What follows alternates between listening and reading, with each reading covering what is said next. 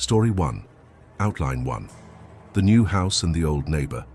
The moving truck rumbled away, leaving Maya, a bright-eyed architect in her late 20s, standing alone in the driveway of her new home. It was a charming, albeit slightly dilapidated, craftsman-style house nestled on a tree-lined street in the quiet suburban town of Willow Creek. She'd bought it for a steal, seeing past the peeling paint and overgrown garden to the potential beneath. Her dream was to restore it to its former glory. The street felt peaceful, almost idyllic, with neatly manicured lawns and children's toys scattered in yards. As she began to unpack boxes, a figure emerged from the house directly next door. A small, hunched old woman, her face a roadmap of wrinkles, her eyes a startling shade of pale blue behind thick spectacles. She wore a faded floral dress and moved with a slow, deliberate shuffle. This was Mrs. Gable, her new neighbor, whose property was separated by a low, weathered wooden fence.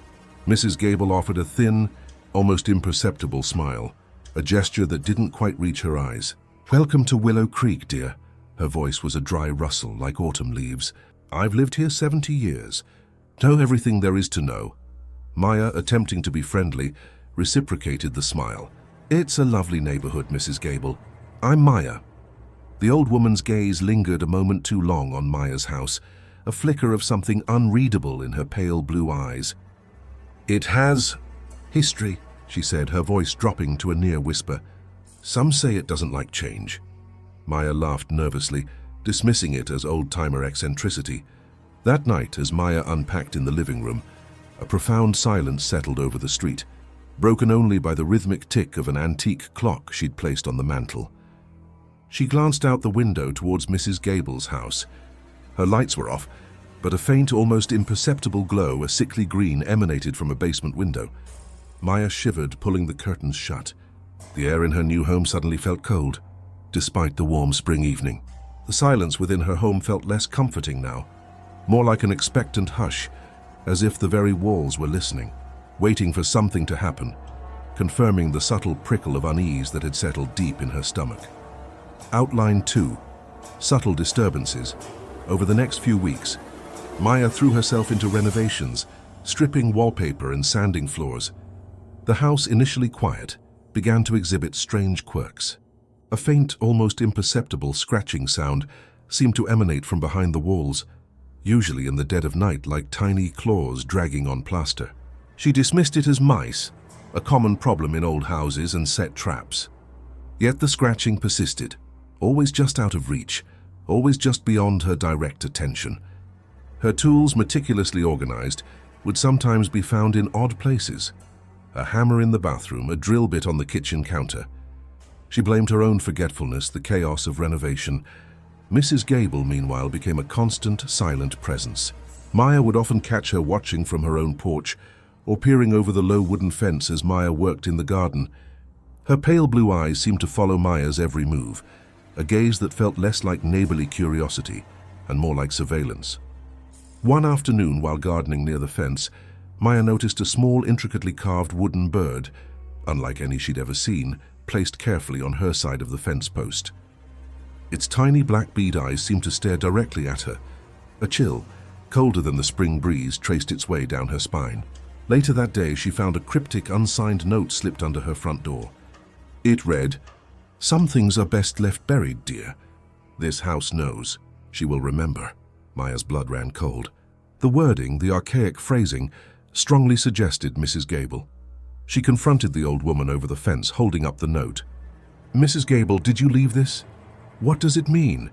The old woman's face remained impassive, her pale blue eyes unwavering. "Just a friendly warning, dear," she said, her voice a dry rustle. "The house, it collects, and it remembers its first owner, Eleanor."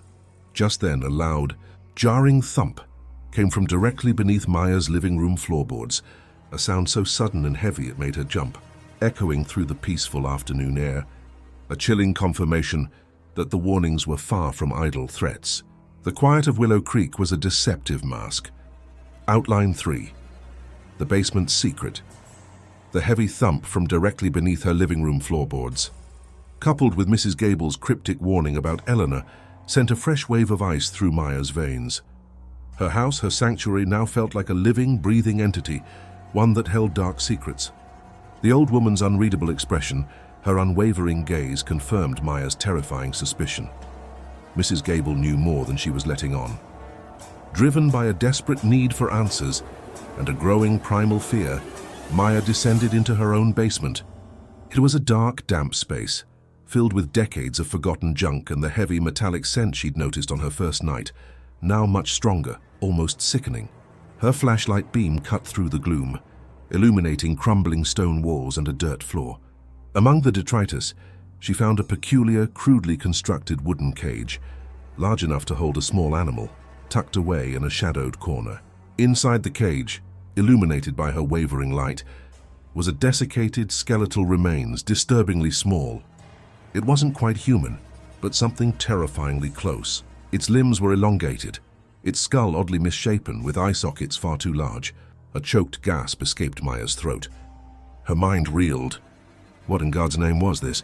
The word Eleanor echoed in her mind. Was this Eleanor? And if so, what kind of horror had transpired here?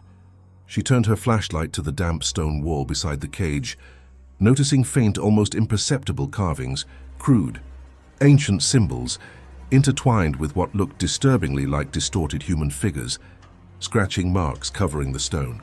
Then her light landed on a section near the cage where the dirt floor looked freshly disturbed. She knelt, pushing away some loose soil, and uncovered a small tarnished silver locket. She opened it, her heart seizing in her chest. Inside was a miniature portrait of a young woman, her face striking, vibrant, and on the back, etched meticulously, were two words, Eleanor Vance. Suddenly, a loud scrape echoed from directly above, from the living room floorboards, followed by the distinct sound of something heavy being dragged, slowly, deliberately, towards the basement door, a sound of unspeakable horror creeping closer. Outline 4. The unseen tenant's embrace, the terrifying scrape and the dragging sound from the living room, directly above her, jolted Maya back to a terrifying reality. Her house was not merely old, it was inhabited. And the skeletal remains in the cage, the locket with Eleanor Vance's name. It was all connected to a horror far older and more sinister than she could have imagined. The air in the basement grew impossibly cold, the metallic, sickly sweet scent overwhelming, making her stomach churn. She gripped the locket, her hands trembling. The dragging sound stopped, directly at the top of the basement stairs. Then a low guttural moan, filled with an ancient, unbearable pain, seemed to emanate from the floorboards themselves, right above her. "You shouldn't have dug, dear," a dry, brittle voice whispered, not from the top of the stairs, but from directly behind her, from the shadows near the cage. Maya spun around, her flashlight beam dancing wildly, a scream tearing from her throat. Standing impossibly still in the gloom, its form vaguely outlined by the faint light, was a tall, gaunt figure. Its face was obscured by shadows, but its eyes, glowing faintly with a malevolent green, seemed to fix on her with a predatory intensity. It was wearing a dark, old-fashioned dress, its form rippling, translucent. This was Eleanor. The entity reached out an impossibly long, skeletal arm towards the cage, its fingers seeming to merge with the ancient timbers. The skeletal remains inside the cage shifted, its empty eye sockets fixing on Maya. The whispers intensified, transforming into a cacophony of sorrowful voices, a chorus of suffering and ancient malevolence that swirled around them, pressing in. The locket in Maya's hand grew icy cold, radiating a chilling energy. Eleanor's shadowy hand then turned towards Maya, its long fingers extending, beckoning. "Come join us, dear," the dry voice whispered again, closer, directly into Maya's mind. "The house needs new occupants, new memories, and I collect the most beautiful." Just like Mrs. Gable promised, the basement door, which she had left ajar, slowly creaked shut with an agonizing groan, plunging Maya into near-total darkness, leaving only the weak, flickering beam of her flashlight and the terrifying green glow of Eleanor's eyes. Maya never emerged from her new house. Days later, Mrs. Gable would be seen tending her garden, humming a low, tuneless melody, occasionally glancing at Maya's house next door. She'd offer her thin, unsettling smile to passers-by. The for sale sign on Maya's lawn would soon disappear. And sometimes late at night, a faint, sickly green glow would emanate from the basement window of Maya's house, now perfectly still and quiet as if its new, unseen tenant was finally at peace, adding another piece to her timeless collection. The whispers within its walls finally sated. Story 2, Outline 1. The new apartment and the nosy neighbor Liam. A young professional seeking a fresh start after a messy breakup felt a wave of relief wash over him as he unlocked the door to his new apartment. It was a cozy, affordable one-bedroom on the second floor of an older building in a quiet residential area. The street was lined with mature trees, and the brick facade exuded a comforting sense of history. He spent his first day unpacking, arranging his minimalist furniture, and enjoying the rare urban quiet. As he was carrying in his last box of books, his next-door neighbor, an older woman with sharp, inquisitive eyes and a permanent smirk, emerged from her apartment. This was Mrs. Henderson, a woman who seemed to know everyone and everything. She was dressed in a pristine tracksuit, clutching a small yappy dog under one arm. "Welcome to Crestwood Place, dear," she said, her voice surprisingly loud for her small frame. "I'm Margaret Henderson. I've lived here 30 years. See everything." Liam offered a polite smile. "Hi, I'm Liam. Nice to meet you." Mrs. Henderson's gaze lingered on his boxes, particularly a vintage turntable. "Music lover, eh? Just remember, some of us prefer our quiet, and I hear everything, dear." "Absolutely everything." She gave him a knowing wink that made Liam feel a subtle prickle of unease. He dismissed it as an overly friendly, slightly nosy neighbor, a common enough occurrence in apartment buildings. That evening, as Liam settled in with a takeaway meal and some music, he noticed a faint, rhythmic tapping sound coming from the wall directly adjoining Mrs. Henderson's apartment. It was irregular, almost like a code, but too soft to be truly annoying. He ignored it, turning up his music. Later, as he prepared for bed, he thought he heard a distinct click from directly outside his front door. He peered through the peephole. Nothing, just the empty, dimly lit hallway. He rationalized it as the old building settling, but a vague sense of unease settled in his stomach, a feeling that someone was watching or perhaps listening intently from the other side of the shared wall, a chilling confirmation of Mrs. Henderson's bold claim. Outline 2. The eavesdropping presence. The vague sense of unease blossomed into full-blown paranoia over the next few days. The rhythmic tapping from Mrs. Henderson's side of the wall became more frequent, always just beyond the threshold of conscious attention, but undeniably there. It would often coincide with his conversations, almost as if reacting to them. Liam found himself lowering his voice, even when talking on the phone, a strange, suffocating feeling of being constantly monitored. Mrs. Henderson's interactions became increasingly unnerving. She'd offer unsolicited advice about his dates, mentioning details he'd only discussed privately on the phone, or comment on his choice of breakfast cereals. "Still eating those sugary loops, dear.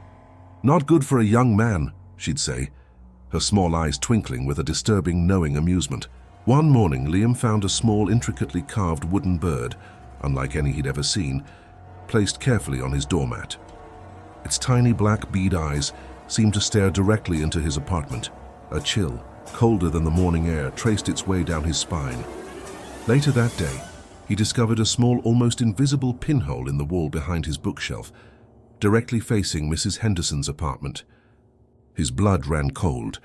He pressed his eye to it, and through the tiny aperture, saw the blurred outline of Mrs. Henderson, sitting on her couch, her ear pressed to her own wall, a pair of ancient-looking headphones on her head, listening.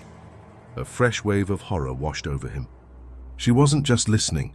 She was actively, meticulously spying on him. He felt utterly violated. He furiously covered the hole with a poster, his heart hammering against his ribs. Later that evening, as he tried to calm himself, he noticed his computer screen, which he was certain he'd locked, had a new, unusual file open.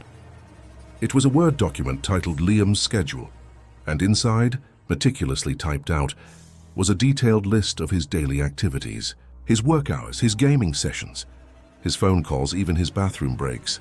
And at the bottom, in a different spidery font, "Such a busy life, dear. But I watch, always, and I hear everything." Suddenly, a loud, jarring bump came from his bedroom closet, followed by the distinct sound of something heavy dragging itself across the floor inside, a terrifying punctuation to his neighbor's chilling confession. Outline 3. The invasive stalker. The jarring bump from his bedroom closet, coupled with the chilling discovery of his meticulously documented life, shattered Liam's last vestiges of composure. He was not just being spied upon, he was being actively terrorized. He snatched his laptop shut, his face pale with raw fear. "Who's in there?" he yelled, his voice cracking, clutching a heavy book in his trembling hand. The dragging sound from inside the closet stopped. A profound, suffocating silence descended upon the apartment.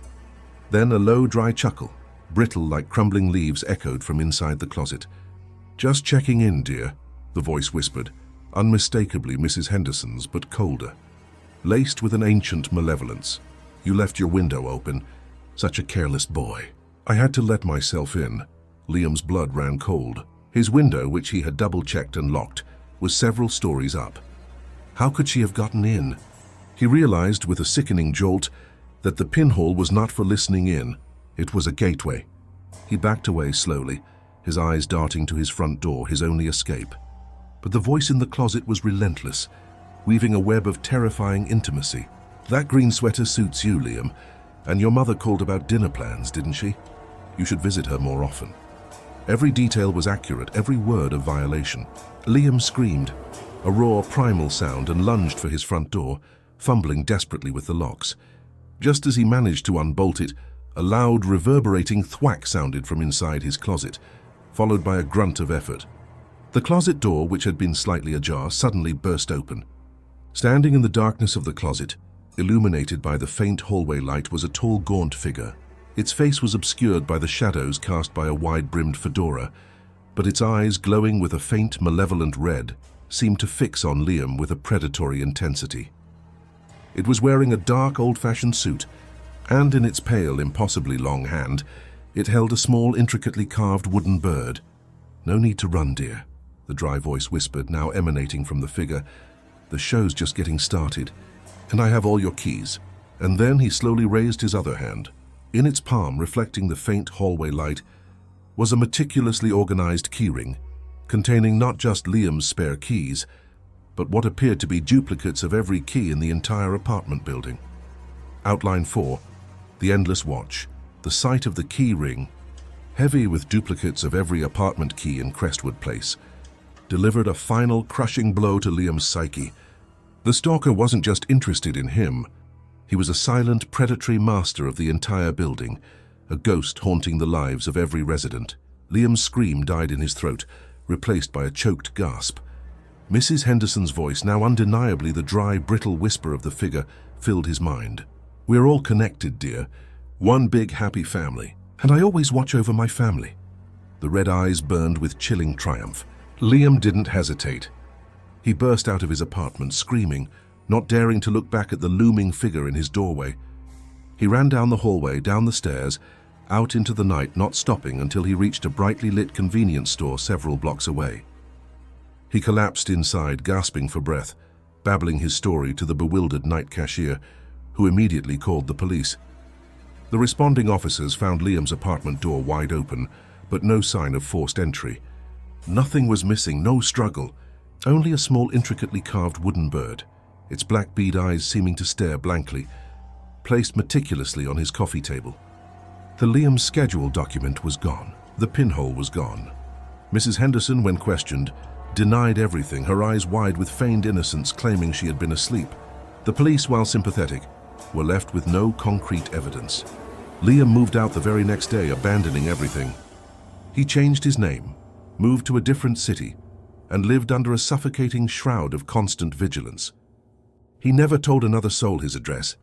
Weeks later, in his new anonymous apartment, he received a small unmarked package. Inside, nestled on a bed of tissue paper, was a single intricately carved wooden bird, identical to the one left on his doormat. And beneath it, a tiny folded note that read, "Your new key, Liam, a gift." And a reminder, "I prefer a proper knock next time. Yours, Mrs. H." Liam stared at the bird, then at the note, his blood turning to ice. The implication was clear. Mrs. Henderson, or whatever inhabited her, was not just a nosy neighbor. She was an unshakable, omnipresent entity, a collector of lives, always finding her way to her chosen family. And he knew with a crushing finality that one day there would be a knock, a proper knock.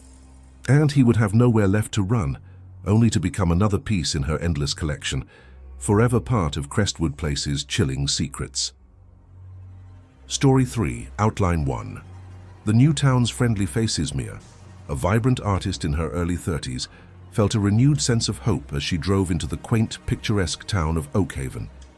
After a particularly difficult year, she sought solace and inspiration in a smaller, quieter community. Her new home, a charming cottage with a wraparound porch and a sprawling garden, was a dream come true, located on a peaceful cul-de-sac. The air smelled of honeysuckle and freshly cut grass. Oakhaven seemed idyllic, straight out of a postcard. Her new neighbors were a mix of friendly older couples and young families, all waving and smiling as she unpacked. Across the street lived the Millers, a seemingly perfect family with 2 jovial children who immediately invited Mia to a neighborhood potluck.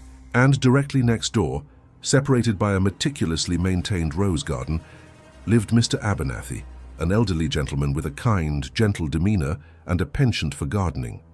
He introduced himself over the fence, his voice a soft, almost melodic rumble. "Welcome to Oakhaven, dear. My name is Arthur Abernathy.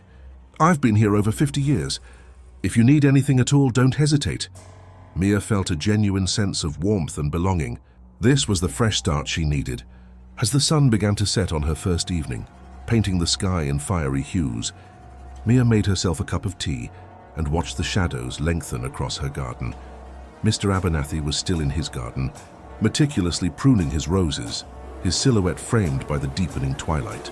She noticed his gaze was fixed on her house, a subtle, unwavering intensity that made her feel a faint prickle of unease. She dismissed it as an old man admiring the neighborhood. But as full darkness descended, and Mr. Abernathy finally retreated indoors, Mia swore she saw a brief flicker of movement in his window, a tall, shadowy figure just behind the curtains. A shiver traced its way down her spine. The air in her new home suddenly felt cold, despite the warm spring evening. The charm of Oakhaven felt like a thin veneer, barely concealing an unseen menace. Outline 2, the unnerving gardener. The brief flicker of movement in Mr. Abernathy's window, the shadowy figure behind the curtains, was a fleeting moment that Mia dismissed as a trick of the light, but it planted a seed of unease. Over the next few days, Mr. Abernathy's neighborly kindness began to feel increasingly overwhelming, subtly invasive. He would appear whenever she stepped outside, offering produce from his garden, or suggesting ways to prune her roses. His conversation always seemed to steer back to her house, its history, its previous owners. "This house once belonged to the Vance family, dear," he said one afternoon, his eyes holding a peculiar glint. "They were particular about their roses." Mia appreciated his knowledge, but found his constant presence stifling. She noticed small, unsettling things around her property. Her garden hose, which she always coiled neatly, would be left subtly rearranged. A few freshly bloomed roses in her own garden would be clipped, as if by an expert, leaving a faint, sickly sweet scent that was not quite natural, almost like burnt sugar. She suspected Mr. Abernathy, but found it hard to believe the kind elderly man would trespass. One morning, Mia found a small, intricately carved wooden bird, unlike any she'd ever seen, placed carefully on her porch step. Its tiny black bead eyes seemed to stare directly into her cottage. A chill, colder than the morning air, traced its way down her spine. She approached Mr. Abernathy, holding up the wooden bird. "Mr. Abernathy, did you leave this?" The old man's smile remained gentle, but his eyes held an unnerving stillness. "Oh, that old thing. A family heirloom. Just a little welcome gift, dear. My daughter Eleanor used to love it. She was quite fond of birds." The name Eleanor struck Mia with a strange familiarity, though she couldn't place it. As he spoke, Mia noticed a faint, almost imperceptible stain on his pristine gardening glove, a dark, almost dried patch that looked disturbingly like old blood. She quickly retreated, her heart hammering.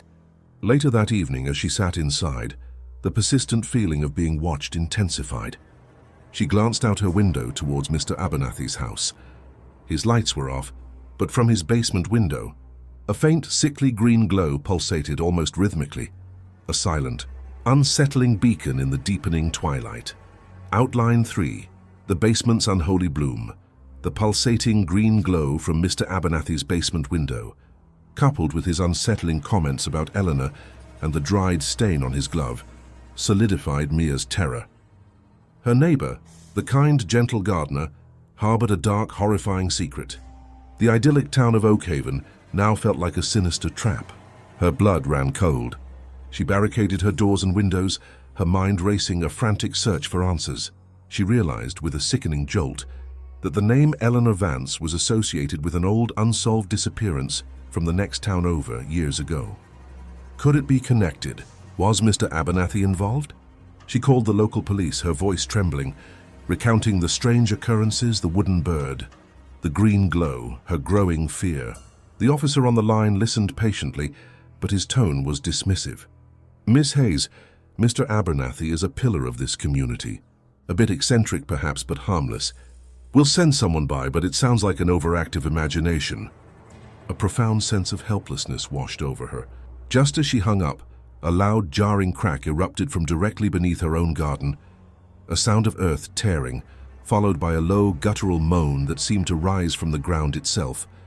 The entire house shuddered. The sickly, sweet, burnt sugar scent intensified, almost suffocating her. Mia stumbled to her window, peering out into the moonless night. The meticulous rose garden.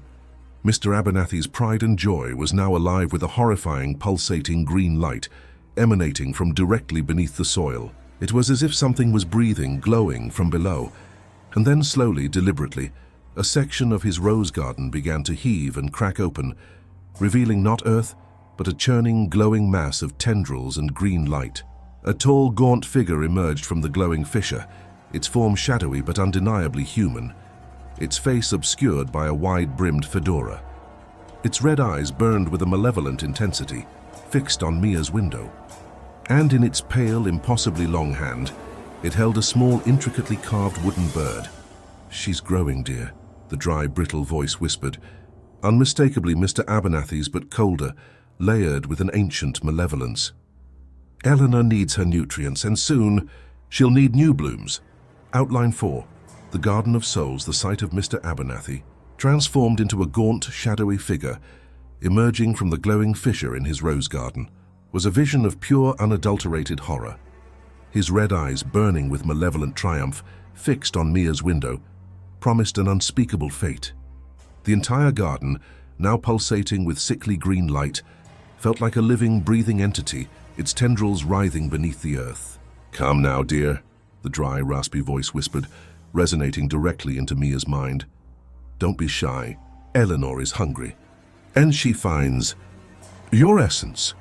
"Quite delightful," Mia screamed, a raw, primal sound that tore from her throat. She didn't wait. She burst from her cottage, not even bothering to lock the door, and sprinted into the night, her legs pumping, her heart hammering against her ribs. She ran blindly, through the quiet streets of Oakhaven, not looking back at the horrifying spectacle of the glowing garden and the towering, watchful figure of Mr. Abernathy. She ran until her lungs burned and her legs gave out, collapsing hours later in the parking lot of a brightly lit convenience store in the next town over. She babbled her story to the bewildered night cashier, who immediately called the police. The responding officers found Mia's cottage door ajar, her frantic calls for help still echoing on her voicemail. Her garden hose was neatly coiled, the rose garden pristine, the earth undisturbed. No glowing fissure, no gaunt figure, no wooden bird. Mr. Abernathy, when questioned, was found peacefully asleep in his home, his garden tools neatly arranged, his roses in perfect bloom. The officers, while sympathetic, attributed Mia's story to stress and exhaustion. Mia never returned to Oakhaven. She moved to a different state, tried to rebuild her life, but the memory of the glowing garden and Mr. Abernathy's burning red eyes haunted her. Weeks later, safely in her new anonymous apartment, she received a small unmarked package. Inside, nestled on a bed of tissue paper, was a single freshly cut red rose, its petals soft and velvety. And beneath it, a tiny folded note that read, "Your essence was truly exquisite, Mia. Eleanor bloomed beautifully. Always remember, the garden never stops growing. And some gardeners, they never stop tending. Yours, Arthur Abernathy." Mia stared at the rose, then at the note, her blood turning to ice. The implication was clear. She wasn't just terrorized, she was harvested. Her fear, her life force, used to nourish the monstrous entity that was Eleanor. And the garden, Mr. Abernathy's garden, was a horrifying tapestry of countless other lives, a chilling reminder that some neighbors are far more dangerous than any stranger. Their collections more grotesque, their harvests more eternal.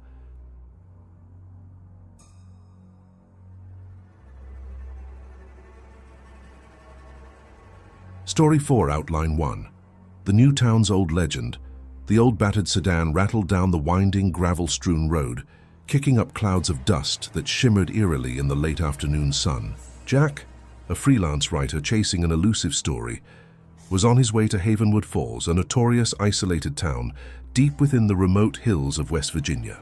Havenwood Falls was legendary among paranormal enthusiasts, a crucible of unspeakable suffering, whispers of dark rituals and restless spirits, supposedly haunted by a series of unsolved disappearances that stretched back decades.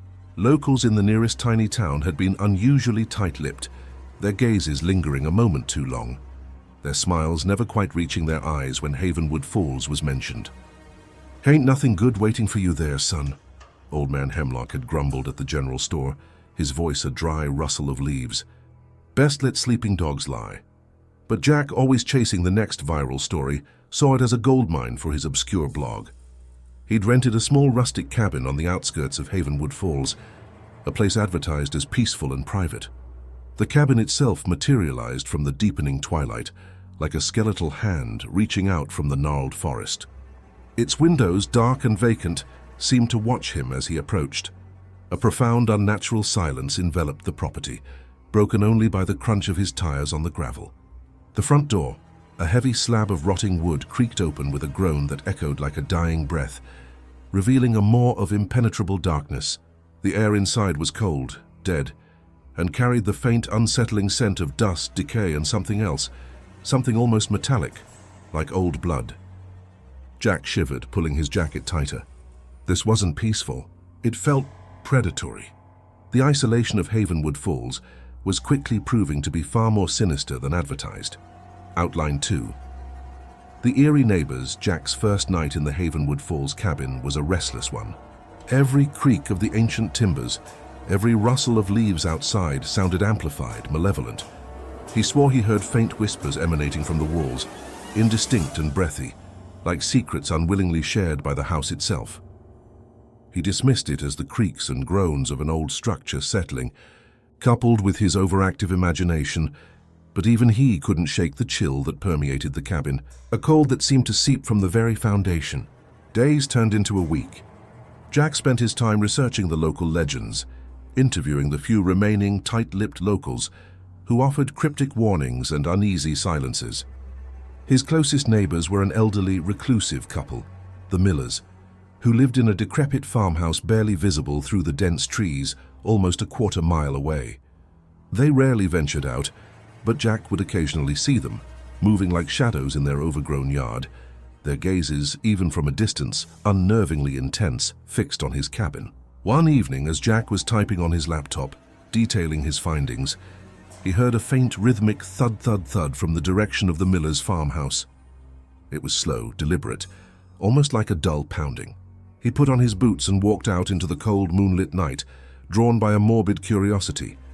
The sound led him to the edge of the Millers' property, where a dilapidated barn stood, its windows dark and vacant.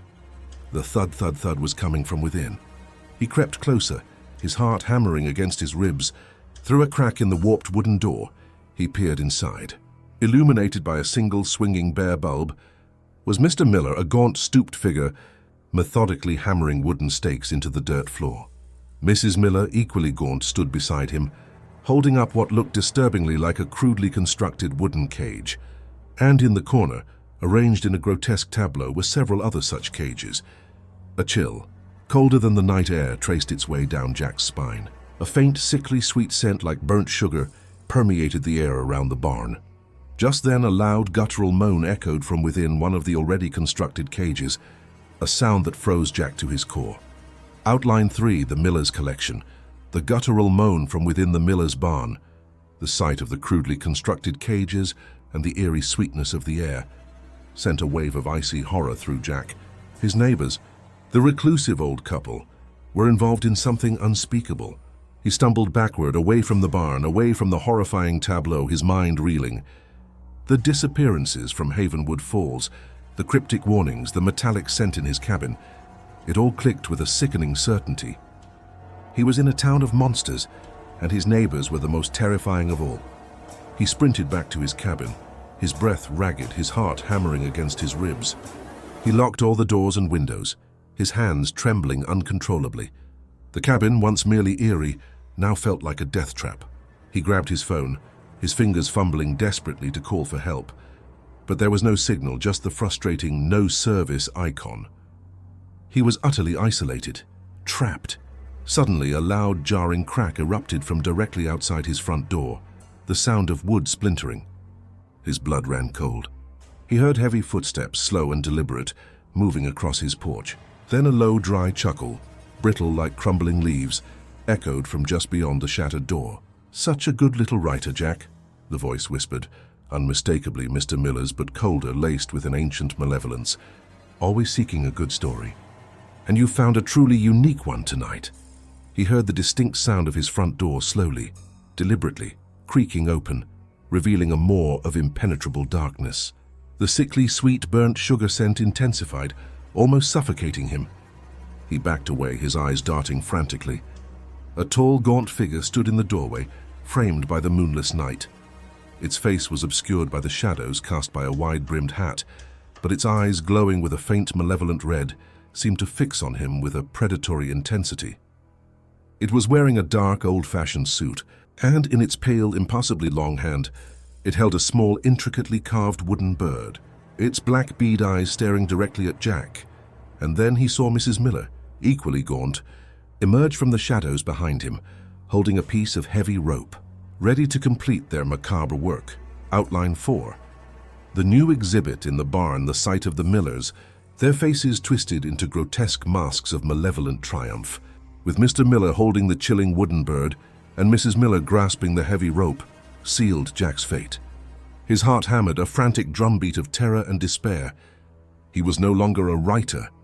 He was their next story. "Welcome to the collection, Jack," Mr. Miller whispered, his red eyes burning. "A truly unique piece. Your fear, your screams, they nourish us. They fuel the tales." Mrs. Miller, silent and unnerving, moved with an unnatural speed, darting around him. Jack, fueled by a final desperate surge of adrenaline, lunged for the back door of his cabin, but it was too late. Mrs. Miller was there, blocking his path, her gaunt face inches from his, her eyes wide and vacant. Mr. Miller moved in, his pale, impossibly long fingers reaching out, not for his throat, but for his head. Jack tried to scream, but his throat was constricted, no sound escaping.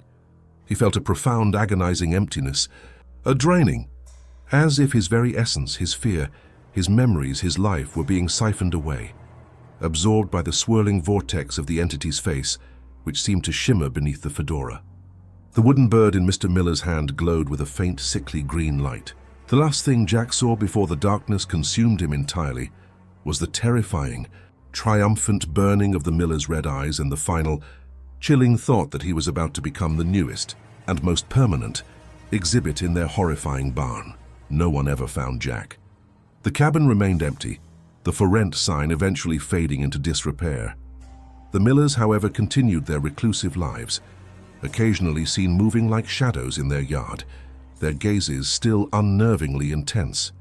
And sometimes, late at night, a faint, sickly green glow would emanate from their dilapidated barn, accompanied by the low, guttural moans that whispered from within, a chilling reminder that some neighbors collect more than just gossip, their stories far more permanent, their horror forever echoing through the silent hills of Havenwood Falls, their collection of souls forever growing. Story 5, Outline 1. The museum's late shift, the grand, echoing halls of the Blackwood Museum of Antiquities were usually a source of quiet awe. But at 2 a.m. under the stark, utilitarian glow of emergency lights, they became a labyrinth of shadows and uneasy silence. David, a 28-year-old night security guard, meticulously made his rounds, his footsteps echoing ominously on the polished marble floors. He preferred the solitude of the night shift, the contemplative quiet, but tonight an unsettling tension permeated the air. A cold front had blown in, bringing with it a strange, almost electric chill that seeped into the ancient stones of the building. The museum, a vast repository of historical artifacts, was empty save for him. His only company was the hushed static of his walkie-talkie and the omnipresent, unblinking eyes of ancient statues and display mannequins, which seemed to watch him with a silent, eerie intensity. He checked the main entrance, ensuring the heavy oak doors were sealed, then moved through the dinosaur exhibit, the skeletal giants looming over him like petrified monsters. Tonight, the silence felt different. It was not the peaceful quiet he usually enjoyed. It was a heavy, expectant silence, as if the very air was holding its breath. He swore he could hear faint, almost imperceptible whispers carried on the drafts that snaked through the old building. He dismissed it as his imagination, a byproduct of too many late nights and too much coffee. His flashlight beam cut through the deeper shadows, illuminating ancient pottery, gleaming swords, and dusty scrolls, each artifact a silent witness to centuries of human history. As he passed the exhibit on ancient Roman artifacts, his heart gave a sudden, inexplicable lurch. The air grew significantly colder, and a faint metallic scent like old iron and something faintly sickly sweet wafted from the far end of the hall. He paused, straining his ears. A faint rhythmic clink, like metal on stone, seemed to echo from the Egyptian wing, a sound that was too deliberate, too consistent, to be merely the building settling. He gripped his flashlight tighter, a prickle of unease crawling up his spine. He was not alone. Outline 2. The curator's eye. The rhythmic clink from the Egyptian wing was undeniable, a chilling confirmation that David was not alone in the vast, silent museum. His heart hammered against his ribs, a frantic drumbeat of apprehension. Every instinct screamed at him to call for backup, to retreat. But a morbid curiosity, coupled with his sense of duty, compelled him forward. He moved slowly, cautiously, his flashlight beam cutting through the oppressive gloom, each step echoing loudly in the profound silence that followed the cessation of the metallic sound. The sickly, sweet metallic scent grew stronger, almost cloying. As he rounded the corner into the Egyptian exhibit, his light landed not on a thief, but on another figure. A man, tall and gaunt, dressed in a dark, old-fashioned suit and a wide-brimmed fedora, stood perfectly still beside a sarcophagus. This was Mr. Thorne, the museum's new night curator, a reclusive and unnervingly quiet man who had started only weeks ago. His face was obscured by the shadows, but David felt the weight of his stare, an unnerving intensity. Mr. Thorne offered a thin, almost imperceptible smile, a gesture that didn't quite reach his eyes. "Just admiring the collection, David." His voice was a dry rustle like old parchment. "Such magnificent pieces, aren't they?" David nodded nervously, trying to maintain composure.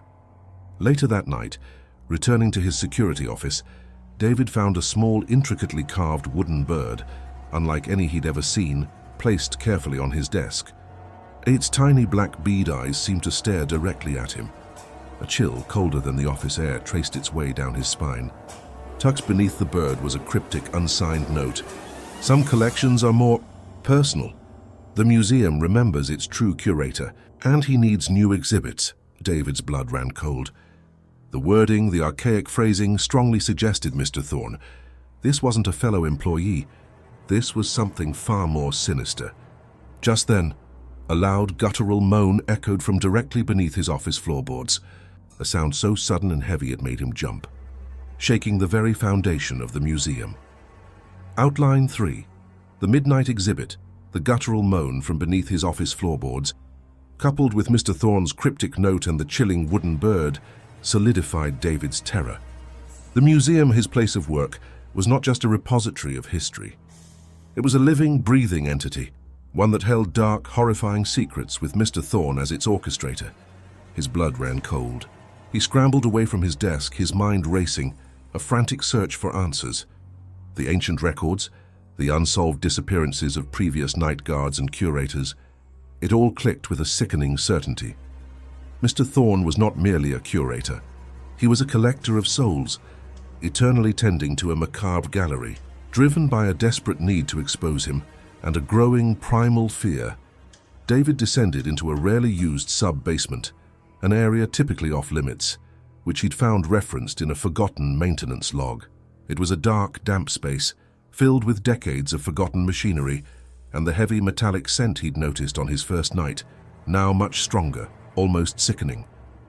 His flashlight beam cut through the gloom, illuminating crumbling stone walls and narrow labyrinthine passages. He followed the metallic scent, his heart hammering against his ribs. He found it, a hidden room not on any blueprint. Inside, arranged in rows like macabre statues, were eerily lifelike yet decaying figures. They were the missing guards, the vanished curators, their bodies perfectly preserved, their faces frozen in expressions of absolute, eternal terror. Each one wore their work uniform, a small, intricately carved wooden bird clutched in their lifeless hands. A choked gasp escaped David's throat.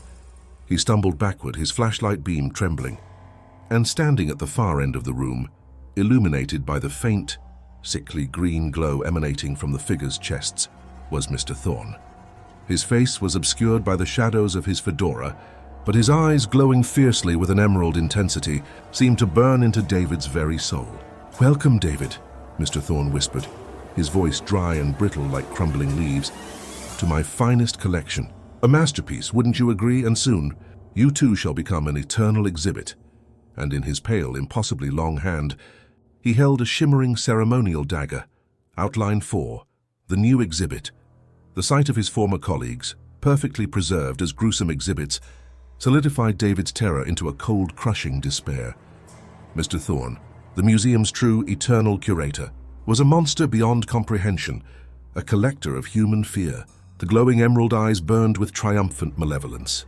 "My finest collection, David," Mr. Thorne whispered, his dry, raspy voice layered with 1,000 other voices, ancient and powerful. Each piece unique, each expression of terror, priceless. "And you, dear David, have such a potent fear. A magnificent bloom for my gallery." The ceremonial dagger, shimmering with sickly green light, was raised in his impossibly long hand. David, his body trembling, his mind reeling, knew there was no escape. This was his final stand. He backed away slowly, his hand brushing against a heavy, ornate pedestal, holding a fragile, ancient bust. With a desperate surge of adrenaline, he seized the bust and hurled it with all his might at Mr. Thorne.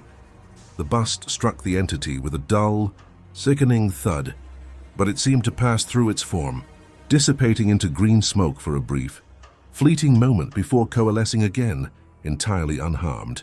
"A valiant effort, David," the voice resonated directly into his mind, no longer a whisper but a resonant echo that filled the vast hidden room. "But physical objects hold little sway over me. My hunger, however, is quite real." The entity took a slow, deliberate step forward, the ceremonial dagger still raised. The ghostly figures of his fellow guards seemed to shimmer, their shrouded forms turning slightly, as if anticipating his fate. The air around David grew impossibly cold, the sickeningly sweet metallic scent now overwhelming. He could feel his strength draining, his will to fight slowly eroding under the crushing weight of the entity's presence. He tried to scream, to call out, but his throat was constricted, no sound escaping. The green light from the dagger intensified, casting long, dancing shadows that seemed to coil around him, binding him. The entity moved closer, its impossibly long, pale hand reaching out, not for his body but for his head. Its fingers, cold and insubstantial, brushed against his temple. And then he felt it, a profound, agonizing emptiness, a draining, as if his very essence, his fear, his memories, his life, were being siphoned away, absorbed by the swirling vortex of green energy where Mr. Thorne's face should have been. His vision blurred, the world twisting into grotesque shapes. The last thing David saw before the darkness consumed him entirely was the terrifying, triumphant burning of Mr. Thorne's red eyes and the final, chilling thought that he was about to become the museum's newest and most permanent exhibit. The next morning, the police found the Blackwood Museum eerily quiet. The emergency lights were all off. The main doors were still locked. Inside, everything appeared normal, except for a new, meticulously arranged display in the hidden sub-basement room. David, the night guard, now a perfectly preserved, eternal exhibit, a small, intricately carved wooden bird clutched in his lifeless hand. And Mr. Thorne, the night curator, was nowhere to be found, only a faint, lingering scent of old.